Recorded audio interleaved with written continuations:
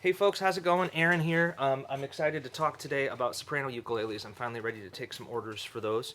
I've put off making this size for many years, but I've just felt like I wanted to do it recently. I've had enough customers be into it that I thought I would give it a whirl. Unlike some of my other models, this instrument I'm going to kind of carefully control the woods and the specs that can go into it so that it retains its kind of traditional nature. And that's just because I want to, and I think it's the right move for this.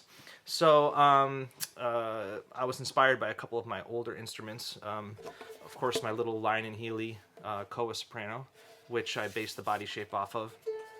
And you can't talk about sopranos without mentioning, these little Martin mahogany models. This is a style O from the late 20s, and I love it, but there's things about it that I just wouldn't do on a modern instrument.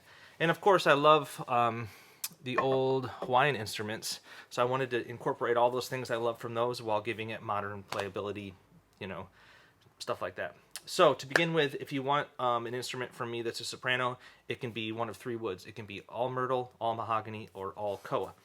So, koa is the traditional Hawaiian ukulele wood. Here's some crazy quilted koa on this one. This one's got some curly koa on it. I also have just plain straight grain koa, and I actually think that the plain straight grain koa sounds even better than the curly. The other choice, mahogany, that's what you've seen on the old Martins. I have a bunch of old Honduras mahogany like this, and as well as some African sapele, which is also nice. And then the third is myrtle wood, which is from the Pacific Northwest where we live.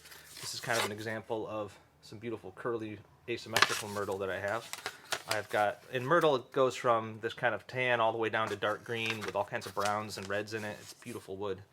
I think if you're choosing, koa's the darkest sounding, warmest sounding, mahogany's in the middle, and myrtle is probably the brightest, most cheerful wood.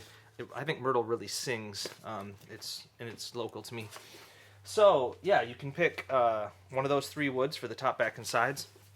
And then it comes standard with a walnut fretboard and headplate and bridge. Comes standard with the rope rosette, and you can upgrade to full body and fretboard rope binding if you choose.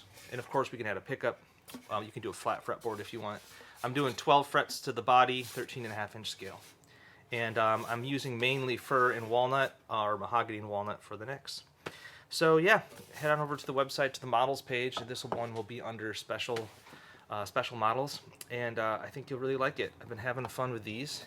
This is the first one I strung up, number 544. My goal is to keep the bright chipper sound of the traditional soprano, but add some warmth and sustain from kind of modern ideas. So I think this one turned out really nice. So thanks for being patient while I worked out what I wanted to do, and I hope I can make a soprano for you. Cheers.